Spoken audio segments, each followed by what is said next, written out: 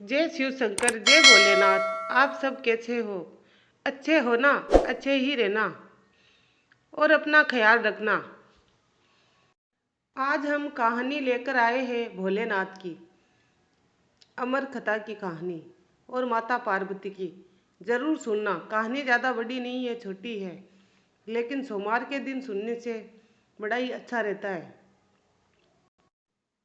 और आप मेरे चैनल को सब्सक्राइब भी कर लेना। आपके लिए अच्छी अच्छी कहानियाँ लेकर आऊँगी।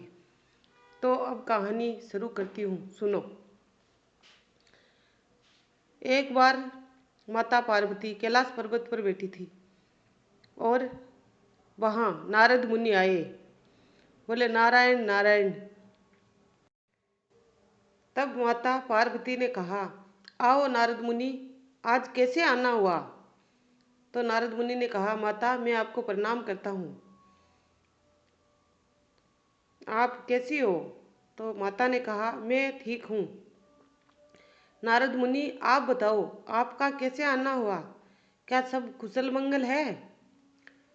तब नारद जी ने कहा, हाँ माता, सब कुशल मंगल है।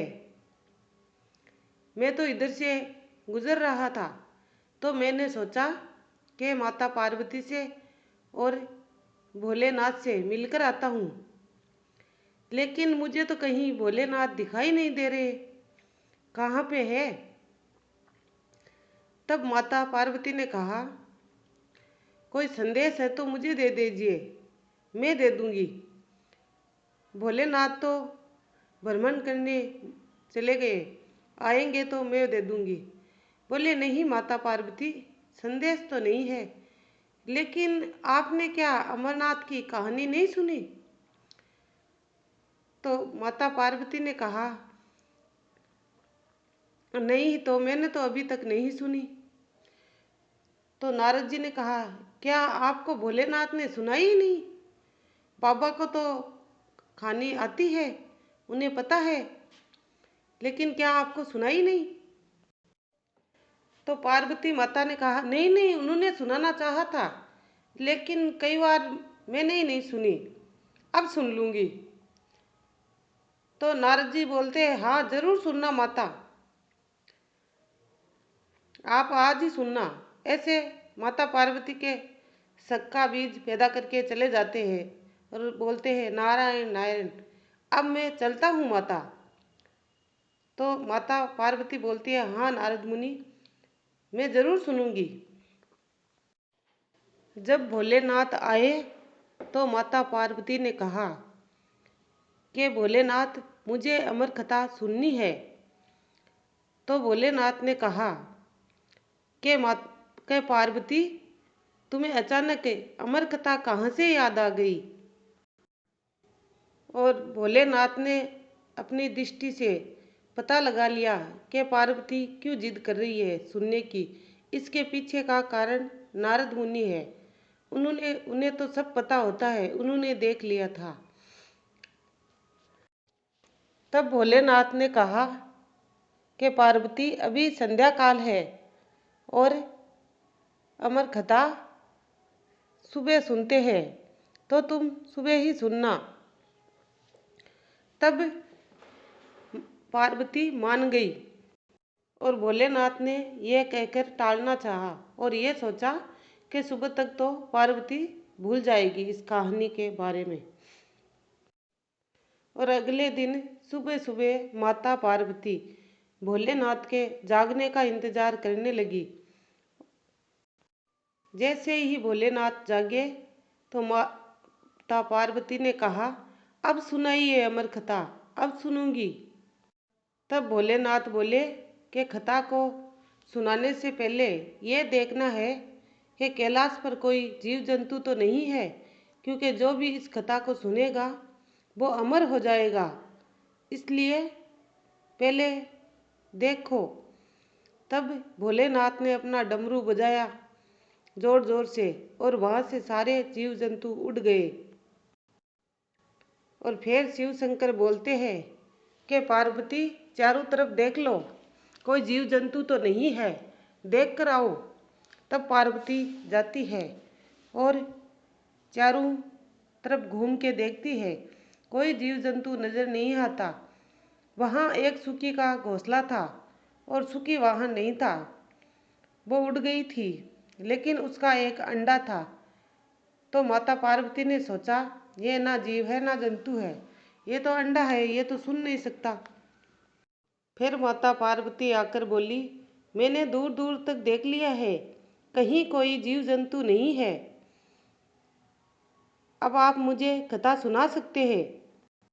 तब भोलेनाथ बोले, देवी, जब मैं कथा सुनाऊं तो तुम बीच बीच में हुंकारा भरती रहना, क्योंकि मेरी कथा के टाइम सुनाते टाइम आंखें बंद होगी और मुझे पता कैसे चलेगा कि तुम मेरी कथा सुन रही हो, इसलिए हुंकारा देती रहना। तो माता पार्वती बैठ गई कथा सुनने के लिए। तब भोलेनाथ कथा सुनाने लगे और पार्वती माता वहाँ बैठकर कथा सुनने लगी। और तब कहानी बीच में आती है, कथा बीच में आती है, तभी पार्वती माता को नींद आ जाती है। उनको नींद आने से पहले सुकी के अंडे से बच्चा निकल जाता है और वो कथा सुनने लगता है। और वो जो अंडे में से सुकी निकला है, वो ये सोचता है कि माता को तो नींद आ गई है, इसलिए वो हुंकारा देना शुरू कर देता है। जैसे भोलेनाथ कथा कहते हैं वो हुंकारा देता है। तब माता पार्वती की आँख खुलती है, तब कथा पूरी हो जाती है। तब माता पार्वती बोलती है, तब क्या हुआ?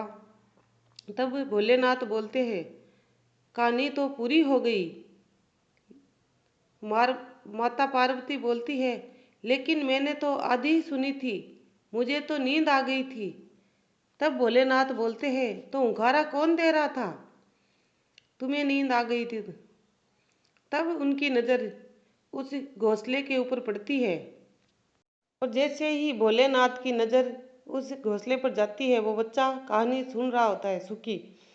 लेकिन शिव शंकर त्रिशूल लेके उसे मारने के लिए दौड़ते हैं और वो आगे आगे, भोलेनाथ पीछे पीछे।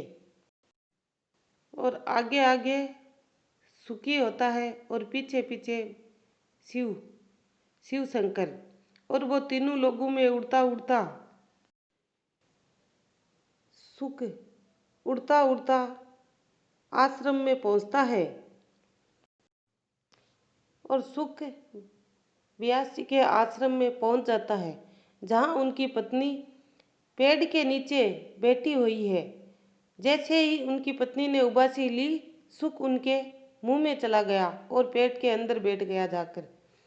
तो वहाँ व्यास जी बाहर आए और उन्होंने देखा भोलेनाथ खड़े हैं।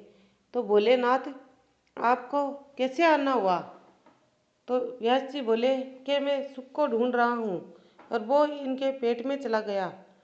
उसने अमर कथा सुन ली, अब वो अमर हो जाएगा। तब व्यास जी बोलते हैं, भोलेनाथ, उसने आपके मुख से अमर कथा सुनी है तो वो तो अमर हो गया, अब वो मर कैसे सकता है? आप खुद मारने आए हैं, वो नहीं मर सकता अब। तब भोलेनाथ वहाँ से चले जाते हैं। यही सुख व्यास जी के पुत्र बने और गर्भ में उन्होंने 12 साल तक उनकी पत्नी के गर्भ में रहे। उन्होंने गर्भ में ही सारा ज्ञान प्राप्त कर लिया। तब व्यास जी ने दिव्य दृष्टि से उनसे पूछा कि पुत्र, तुम बाहर क्यों नहीं आ रहे? तब उन्होंने कहा कि नहीं, मैं बाहर नहीं आना चाहता, मैं दुनिया की मोह माया में पड़ जाऊंगा।